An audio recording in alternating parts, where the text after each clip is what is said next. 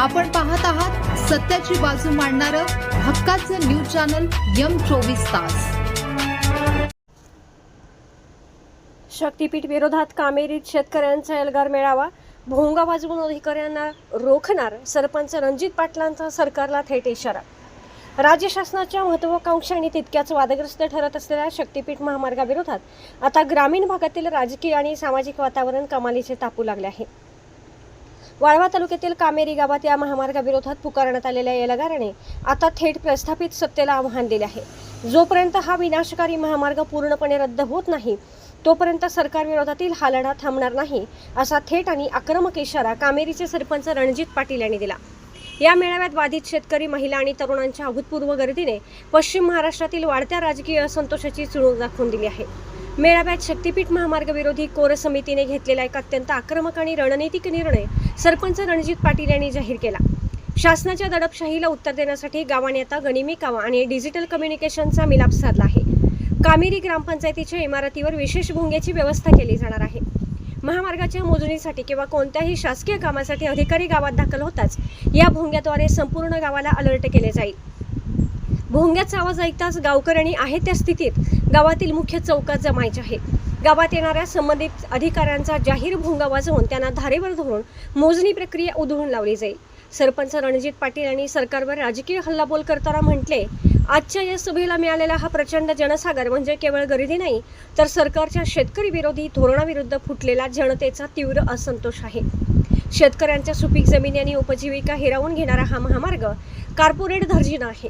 सरकारने आता तरी गांभीर्याने घ्यावे, अन्यथा हाच असंतोष आगामी काळात सरकारची राजकीय गणिते बिघडवल्याशिवाय राहणार नाही। या मेळाव्याला वाळवा आणि पलूस तालुक्यातील राजकीय, सामाजिक कार्यकर्ते, शेतकरी आणि महिला मोठ्या संख्येने उपस्थित होत्या।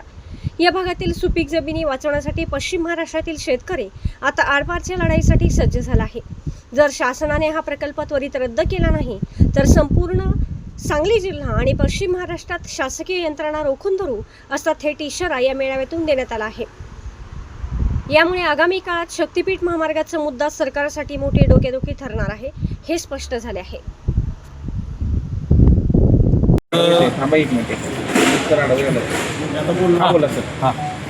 आज कामेरी तालुका वाळवा जिल्हा सांगली या आमच्या गावामध्ये शक्तीपीठ महामार्ग विरोधी भव्य असं मेळावा अतिशय चांगल्या पद्धतीनं संपन्न झाला।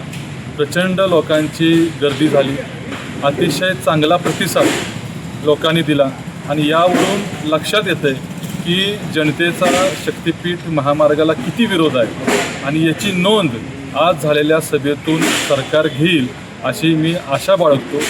आणि काल आमच्या शक्तीपीठ महामार्ग कोर समितीनं निर्णय जो घेतला तो मी आज या ठिकाणी जाहीर पण केला।